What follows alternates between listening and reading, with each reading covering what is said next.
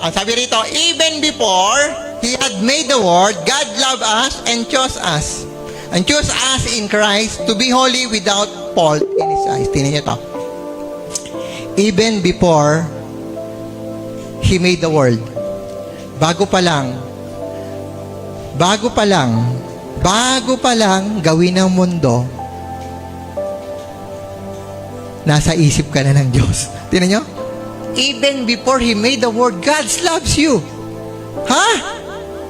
Ganon? Hindi mo ka pa pinapanganak, hindi ka pa nagbe-birthday, hindi ka pa tumutungtong sa lupa, hindi ka pa iniiri ng nanay mo, mahal ka na ng Diyos. Long time ago. Even the Word was made. Ganong katindi. Ganon katindi yun.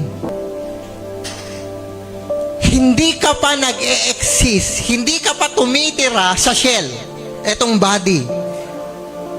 Nakita ka na ng Diyos. At ang Diyos pipili kung saan ka niya patitirahin. Kung sino yung magiging magulang mo. Amen? Kaya hindi aksidente na yan ang magulang mo. Yung iba kasi namimili ng magulang eh. Sana siya na lang magulang ko. Yung mayayaman na lang. Wala tayong magagawa. Doon ka na palagay eh. Tama? Sana apo na lang ako ni Manny Villar. Wala tayong magagawa eh. Hindi ka naging apo. Hindi ka makapamili. Ang Diyos kasi, nasa isip ka ng Diyos, pipili. Pipili ang Diyos kung saan ka ipoproseso.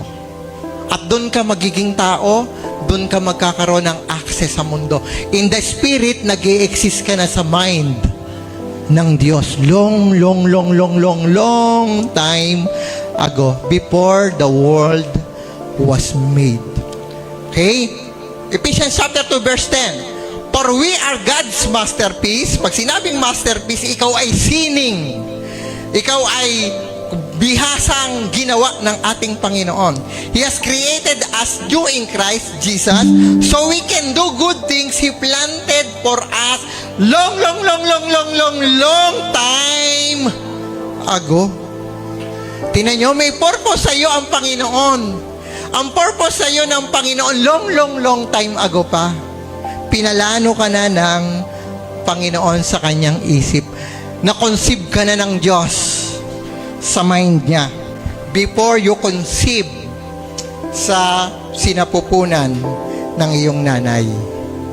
So nakaiintindihan niyo po ba? At ang sabi rito, to do good things. Meron kang eternal purpose. What inside of you, yung inner man, yung spirit man na nasa iyo, may eternal purpose po yan.